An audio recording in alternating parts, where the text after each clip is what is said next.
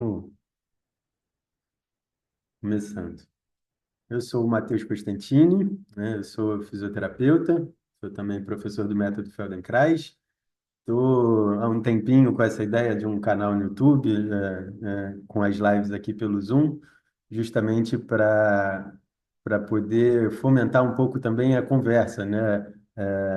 Não ser uma coisa de colocar um conhecimento ali em que as pessoas escutem de uma maneira muito passiva, né? Eu acho que quando a gente começa a ter a possibilidade de conversar sobre o assunto, de trocar informação, tirar uma dúvida, contar uma história, a coisa começa a ficar um pouco mais incorporada dentro da gente, né? Porque os pensamentos que a gente tem, as teorias que a gente tem que estão ali dentro dos pensamentos, das crenças que a gente tem sobre movimento, sobre dor, né? São impulsos elétricos que são reais, estão dentro do cérebro, ela acontece ali, então são coisas que influenciam diretamente no que vai acontecer no movimento, o que vai acontecer com a dor, né? Então, começar com uma troca, né? Com poder perguntar, com poder colocar isso nas suas palavras, começa já a ter uma intervenção em corporificar esse conhecimento e também em poder gerar transformação a partir dele, né? Diferente de só ouvir uma coisa, né? A prática começa a trazer a realidade da coisa. Então, a ideia é que essas lives são mensais, né? É muito bom receber, já estou recebendo alguns de vocês já pela segunda, terceira vez aqui. E a ideia é que se continue com uma ideia de eu trazer algum conhecimento, eu faço uma palestra agora no início, e, e a gente possa conversar e mensalmente ir voltando aos assuntos, conversando mais sobre isso, vendo o que aconteceu durante o mês, para poder continuar gerando esse conhecimento e essa transformação, né, em relação ao movimento e em relação à dor, né? Então, sempre o convite fica para se estender um pouco depois da palestra, que é curta, né? Como é uma coisa mensal, semanalmente tem vídeos que entram ali no YouTube. É uma palestra curta para a gente poder aproveitar de falar sobre um tema e aos poucos ir colocando essa complexidade toda da dor, né? E que ajuda também muito a gente entender mais sobre o movimento e a entender sobre autoconhecimento, né? Isso tem, isso tem me ajudado a trazer esperança para o movimento, confiança no corpo, entender como eu posso ter discernimento de escolher coisas que eu possa fazer para me desenvolver, para me conhecer, para estudar. Então, a ideia das lives são essa, né? Trazer um pouco mais, a gente poder entender um pouco mais para ter cada vez mais discernimento. E para abrir o assunto hoje sobre dor, eu queria contar uma história de dor que foi um fisioterapeuta que viveu quando ele era mais novo, um fisioterapeuta australiano, e ele estava acampando lá no interior da Austrália, saiu da barraca dele, e foi andando para ir mergulhar num rio. Durante esse caminho, ele sentiu uma espetada no pé que chamou a atenção dele, mas ele estava muito acostumado ali com o ambiente, continuou andando, mergulhou, nadou um pouquinho no rio. Quando ele saiu para estar com os amigos, saindo do rio, ele desmaiou e só foi acordar no hospital, quando ele descobriu que tinha sido picado por uma cobra marrom, né? Eu não conheço cobra marrom, mas eu tenho pavor de qualquer coisa que falam que é um bicho australiano, porque eles são extremamente peçonhentos e, e me dão uma sensação de perigo já só de saber, né? O que ele conta é que ele na verdade, ele estava muito acostumado com aquele ambiente. Quando ele pisou nesse lugar que espetou o pé dele, é, ele imaginou que fosse um arbusto, né? Uma dessas. Aqui tem umas casuarinas que são um pouquinho, se você pisar, você sente que espeta um pouco o seu pé, né? E isso, o que acontece com a gente é o seguinte: quando a gente sente um estímulo assim no pé, um estímulo nocivo no pé, isso vai correr pelo nosso nervo, né? No caso dele, pela perna, vai chegar na medula espinhal, vai subir para o outro lado do nosso cérebro, e ali vai chegar a informação: olha, encostou uma coisa que espetou o seu pé. naquele momento, o nosso cérebro, ele ele pensa o que que pode ser aquilo, né? Tudo claro em fração de segundos, mas como é um ambiente, esse fisioterapeuta ele disse que o apelido dele era Scratch, que era uma coisa de quem estava sempre meio arranhadinho, assim, sempre meio... Porque ele andava muito nesses ambientes, estava sempre com a perna meio arranhada e tudo. Era uma... Pelas experiências que ele já teve no passado, passar por aquele lugar e sentir um espeto no pé não era nada. E aí o próprio organismo, como entende que por experiências que ele já teve na vida, né, aquilo nunca foi nada, essa picada não doeu, né? Então ele continuou caminhando, mergulhou e tudo, voltou. E aí depois que o veneno lá deve ter tido um efeito no corpo dele, ele enfim, caiu desmaiado e foi acordar no hospital, né? Um tempo depois ele voltou para acampar nesse mesmo lugar. Saiu da barraca, estava andando com uma amiga, conversando, indo para o rio, pisou em algum lugar que espetou a perna dele. E aí, no mesmo momento, ele deu um pulo enorme, gritou de dor, olhou e era o arbusto que ele já estava sempre acostumado a passar, né? A última experiência que ele tinha tido daquilo tinha dado um novo entendimento dentro do organismo dele, muito fora da zona de consciência, tá? Essas coisas acontecem na fração de um segundo, então bate lá, o organismo olha para aquilo, a última experiência que ele teve foi muito alarmante, ele ficou 2 dias no hospital, né? Provavelmente chegando ali perto de óbito ou de perder um membro, porque essas cobras são muito perigosas.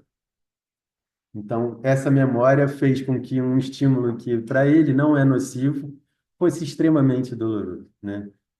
Então, ele pulou, gritou, olhou, e aí é uma coisa que, sim, quando você olha que é um espírito, você pode se acalmar, e aí, sabendo o que está acontecendo, né? Aquela dor pode começar a cessar, né? Então, o que eu quero conversar sobre dor hoje é isso, né? O que que faz doer, né? A sensação de perigo que tem no nosso organismo faz com que, ultrapassando a sensação de segurança que a gente tenha de uma situação, faz com que esses alarmes de dor explodam, né? Apareçam no organismo para a gente poder reagir, para a gente poder se proteger, né? Acontece normalmente antes até de um dano tecidual. O que, na verdade, eu queria perguntar para vocês, vocês podem ou só acenando com a mão ou usando esse lugarzinho de reação que tem aqui na barra embaixo da nossa tela. Quem acha que para ter dor tem que ter algum tipo de dano tecidual, tem que ter algum tipo de machucado, de lesão para desencadear a dor? Dói porque quem acha que a dor acontece porque tem alguma coisa machucada, tem alguma coisa que está errado aí. Uma, duas. É. Quem de vocês não marcou nada porque já tá. Tem esse impulso de falar, ah, eu acho, mas já entendeu mais ou menos que não é assim e aí não levantou a mão. É, aí aumenta um pouco o número, né? Ótimo, beleza. É legal isso, porque bom, hoje é um pouco dividido, assim, quem sabe e quem não sabe, mas quando a dor acontece, é que fica mais difícil de responder, né? Porque a dor serve para dizer que alguma coisa está errada e que está ruim e você tem que parar aquilo imediatamente. Ela é um alarme que só funciona porque é assim, né? Então ela dá culturalmente essa ideia de que, opa, tá machucado, então para, né? Ou tá machucado e toma uma decisão quanto a isso, né? Porque só assim ela pode te ajudar a impedir que alguma coisa de errado aconteça com você, né? A dor é como uma linha de proteção para a gente continuar íntegro, né? É claro, então, que se você se machucar, vai doer também, porque o que a gente quer é ficar íntegro, mas logo antes de chegar em um lugar que seja perigoso, falando até de dores musculoesqueléticas, né, que eu vivo aqui na fisioterapia, é o que a gente trata mais com movimento, falando em dores musculoesqueléticas, antes de acontecer alguma lesão, antes de estar machucado, essa linha vai, esse limiar de dor vai começar a aparecer para te proteger, né? Para te manter íntegro. Então, é mais ou menos como esse sistema acontece. Quando a gente vai falar de tratamento, a gente quer sempre mais se livrar da dor do que aprender sobre o que que ela é, né? Até se a gente for pesquisar sobre os, os métodos e técnicas, pensam muito mais em como resolver uma coisa do que sobre o que que é dor, né? É pouco divulgado até ainda, um pouco o que que é dor. Até que culturalmente a gente sempre vai achar que tá machucado. E aqui no consultório, quando eu estava divulgando a live, quando eu estava postando ali no Instagram, perguntando para as pessoas qual o oposto de dor, vai muito mais para esse lado mesmo, ou para uma emoção, né, boa, né, para prazer, para felicidade, leveza, ou para sensações do que é viver um bem-estar, né? As pessoas olham para o oposto de dor muito mais como uma boa sensação, né? A gente olha para a dor, a gente muitas vezes acha que é uma lesão, ou acha que alguma coisa está errada, ou acha que alguma coisa tem que necessariamente ser resolvida dentro da gente. Quando a gente olha para o oposto, a gente olha para um lugar de prazer, de bem-estar, né? Uma ausência de sofrimento, de um, de um estado mental que seja bom, que seja prazeroso, né? E aí a proposta de tratamento, né? Na verdade, a proposta de como a gente pode olhar para a gente melhorar as nossas relações com dores e tudo, né? Ao invés de você tentar só resolver essa dor, né? De olhar de como é que é o caminho para o lado oposto dela, como é que é o caminho para o prazer do movimento, né? Como é que eu tenho prazer em me movimentar? Como é que eu, a partir de agora, dou experiências para o meu cérebro que façam ele entender que aquele perigo não é necessariamente real, né? De que ele está ali alarmando por alguma ação que eu faço que está disparando um alarme de dor no meu ombro, no meu pescoço, no meu joelho. Então, como é que eu encontro esse discernimento de parar de olhar para uma parte do corpo e começar a entender que, bom, a dor pode disparar por... O que faz essa sensação de perigo, né, ser grande no nosso cérebro, maior que a de segurança, é literalmente qualquer coisa, né? Tom de voz pode mudar a sua relação com a dor, né? O ambiente que você está pode te dar a sensação de segurança ou de perigo, cor pode te dar, temperatura pode te dar, qualquer experiência, até coisas biológicas, né? Um corpo mais inflamado, mas qualquer tipo de coisa no ambiente que a gente se relaciona pode ser uma potencial causa de dor, né? De interpretação, de experiência que seu cérebro interprete como perigosa e que ele vá ativar um alarme de dor para te proteger, né? Então, como é que a gente para pensar para a gente, ao invés de tentar se focar em mudar alguma coisa da nossa estrutura, em mudar drasticamente alguma coisa na nossa relação com o ambiente, em se voltar para o que a gente quer, que é ter mais prazer, né? Então, colocar experiências motoras que deem essa sensação de prazer, de segurança, de tranquilidade, para a gente voltar a se movimentar sem eh, uma sensação de risco que faça doer no nosso corpo quando a gente vai fazer alguma ação, né? Eu falo ação muito porque o movimento acho que não explica tão bem quanto a ação, porque o movimento é uma das coisas que integram as ações que a gente faz. Sentar, levantar, qualquer verbo que a gente possa colocar no, no, eita, esqueci, no gerúndio. É uma coisa que pode ser uma ação, né? Levantar, estudar, tocar, enfim, qualquer coisa pode ser uma ação que vai estar integrada ao movimento, mas ela vai ter pensamento, ela vai ter emoção e ela vai ter sensação, né? São quatro componentes que vão acabar influenciando na ação que a gente faz, no trabalhar, na atividade que a gente estiver fazendo no nosso dia, que tem dor, né? Que é uma influência na sensação, uma sensação desprazerosa.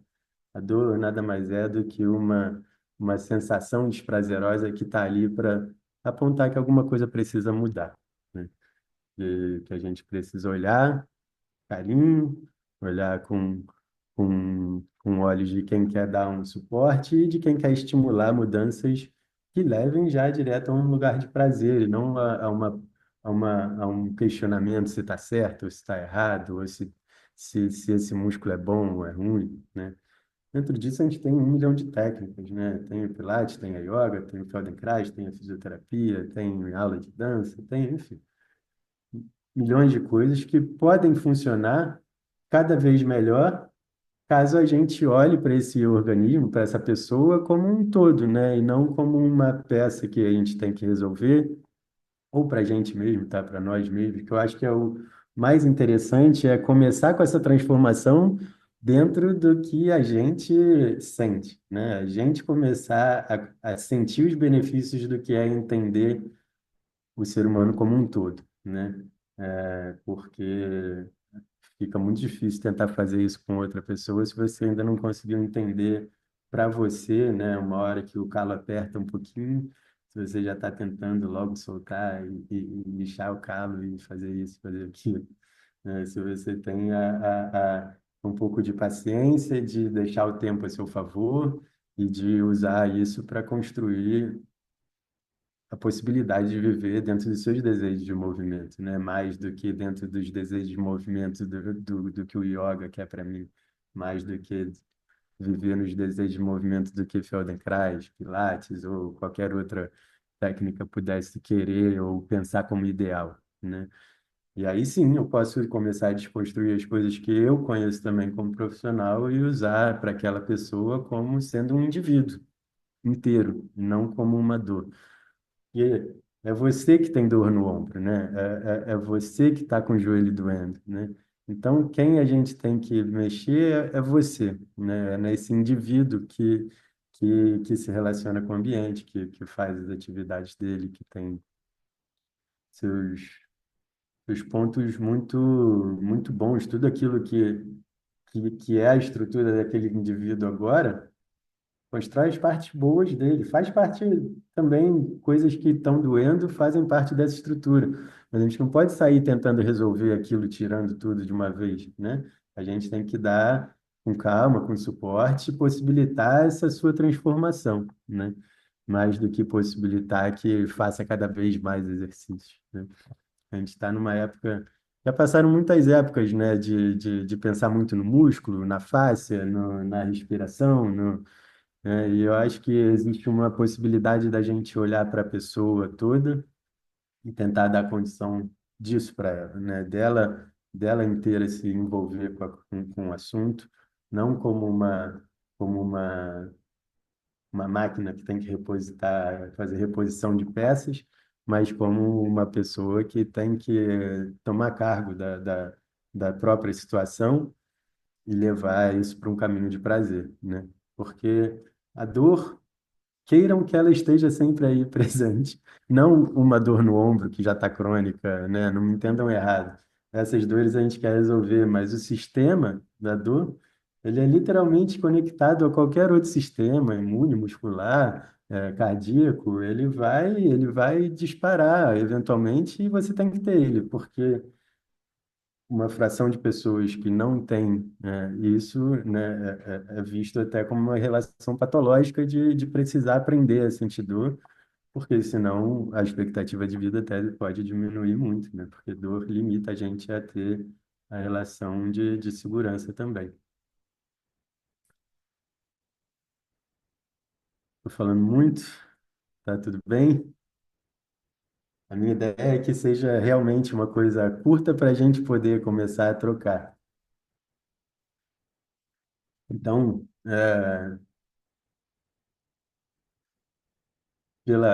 pelo título, né, pelo tema que eu trouxe para a live de hoje, que era qual o oposto de dor, né?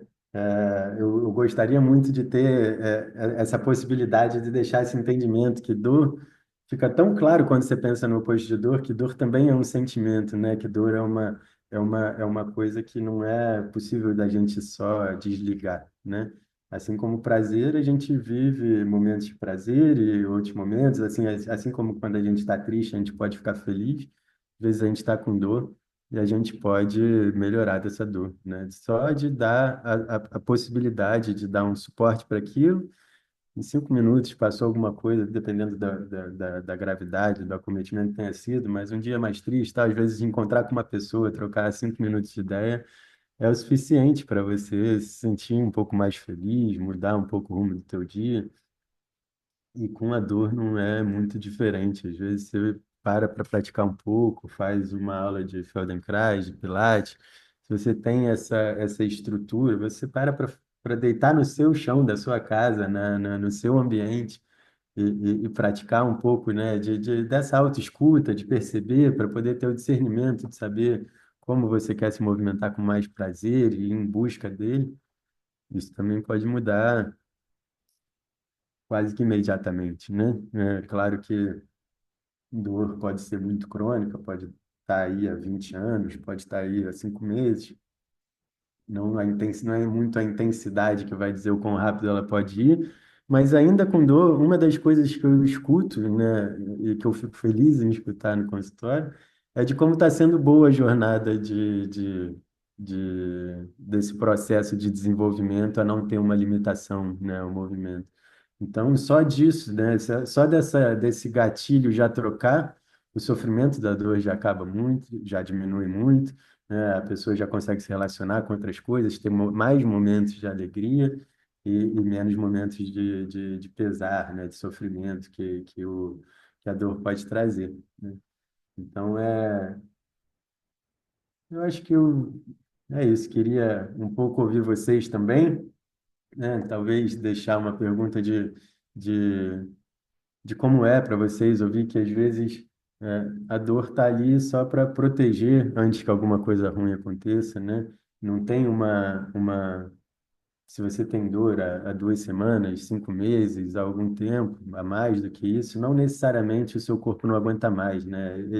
Na verdade, ele está ali, as coisas que são muito graves, né? Uma hérnia extrusa, né? Como se vê raramente, porque às vezes as pessoas falam que tem hérnia na verdade não tem. O próprio corpo, o próprio organismo, ele digere essas coisas. A gente tem um remedinho natural, um jeito do corpo de se reorganizar para dar para a gente a condição de movimento, né? O que fica de dor é sempre um alarme do cérebro que, por algum motivo, ainda não entendeu que o nível de segurança já passou, aquele perigo não é mais um perigo, né? Aquele episódio da cobra foi um episódio.